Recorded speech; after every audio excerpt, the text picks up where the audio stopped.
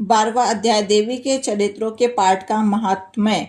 देवी बोली, हे देवताओं, जो पुरुष इन स्तोत्रों को एकाग्रचित होकर मेरी स्तुति करेगा उसके संपूर्ण कष्टों को मैं निसंदेह हर लूंगी।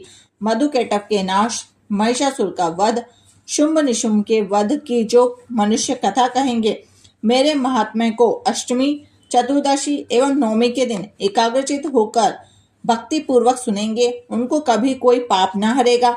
पाप से उत्पन्न हुई विपत्ति उनको कभी नहीं सताएगी। उनके घर में दरिद्रता ना होगी, ना उनको प्रियजन का विच्छेद होगा, उनको किसी प्रकार का भय ना होगा। इसलिए प्रत्येक मनुष्य को भक्ति पूर्वक इस कल्याणकारक महात्म्य को सदा पढ़ना और सुनना चाहिए। मेरा यह महात्म्य महामारी से उत्पन्न हुई संपूर्ण उपद्रवों को एवं 3 प्रकार के उत्पातों को शांत करा देता है। जिस घर व मंदिर में, जिस स्थान पर मेरा यह स्तोत्र विधि पूर्वक पढ़ा जाता है, उस स्थान का मैं कभी त्याग नहीं करती हूँ। वहां सदा मेरा निवास रहता है। बलिदान, पूजन, होम, महाउत्सवों में मेरा यह चरित्र उच्चारण करना तथा सुनना चाहिए। ऐसा हवन या पूजन मनुष्य चाहे जानकर करे या बिना जाने करे, उसे मैं तुरंत ग्रहण कर लेती हूँ।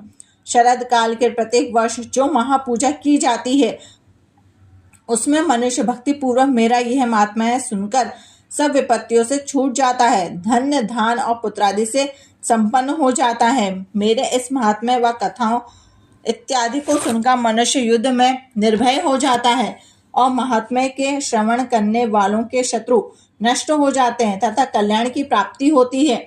उनका कुल आनंदित हो जाता है, सब कष्ट शांत हो जाते हैं तथा भयंकर स्वप्न दिखाई देना, घरेलू हिंसा, दुख इत्यादि सब मिट जाते हैं। बाल गृहों में ग्रसित बालकों के लिए मेरा महात्म्य परम शांति देने वाला है। मनुष्य में फूट पड़ने पर यह भली भांति मित्रता कराने वाला है। मेरा यह महात्म्य मनुष्य को मेरी जैसी सामर्थ्य की प्राप्ति कराने वाला है।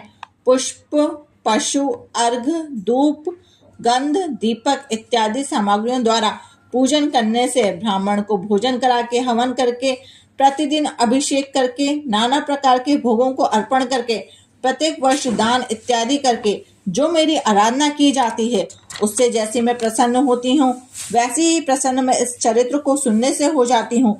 मेरा यह महात्म्य श्रवण करने पर पापों को हर लेता है तथा आरोग्य प्रदान करता है। मेरे प्रादुर्भाव का कीर्तन दुष्ट प्राणियों से रक्षा करने वाला है, युद्ध में दुष्ट दैत्यों का संहार करने वाला है। इसके सुनने से मनुष्य को शत्रुओं का भय नहीं रहता है।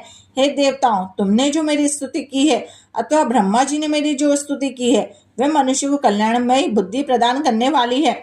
वन में, सूने मार्ग में अथवा दवानल से घिर जाने पर, वन में चारों ओर से घिरा हुआ या शत्रुओं द्वारा पकड़ा हुआ, जंगल में सिंहों से, व्याधों से, जंगली हाथियों द्वारा पीछा किया हुआ, राजा के क्रुद्ध हो जाने पर, मारे जाने के भय से, समुद्र में नाव के डगमगाने पर, भयंकर युद्ध में फंसा होने पर, किसी भी प्रकार की पीड़ा से पीड़ित, घोर बाधाओं से दुखी हुआ मनुष्य इस स्तोत्र को या इस चरित्र को स्मरण करने से संकट से मुक्त हो जाता है।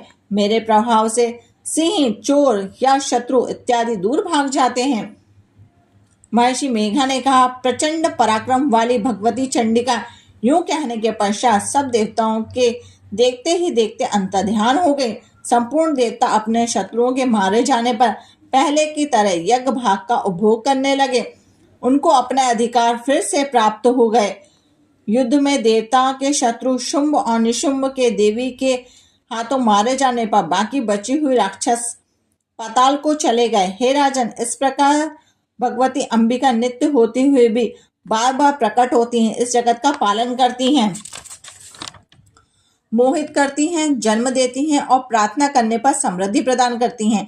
हे राजन, भगवती ही महाप्रलय के समय महामारी का रूप धारण करती हैं और वही संपूर्ण ब्रह्मांड में व्याप्त हैं और वही भगवती समय समय पर महाकाली तथा महामारी का रूप धारण बनाती हैं और स्वयं आजन्मा होते हुए भी षष्ठी के रूप में प्रकट होती हैं। वे सनातनी देवी प्राणियों का पालन करती हैं और वही मनुष्य के अभ्युदय के समय घर में लक्ष्मी का रूप बनकर स्थित हो जाती हैं तथा अभाव के समय दरिद्रता बनकर विनाश का कारण बन जाती हैं। पुष्प, धूप, गंध आदि से पूजन करके उसकी स्तुति करने से वह धन्य, धान्य और पुत्र देती हैं और धर्म में शुभ बुद्धि प्रदान करती हैं। 12वां अध्याय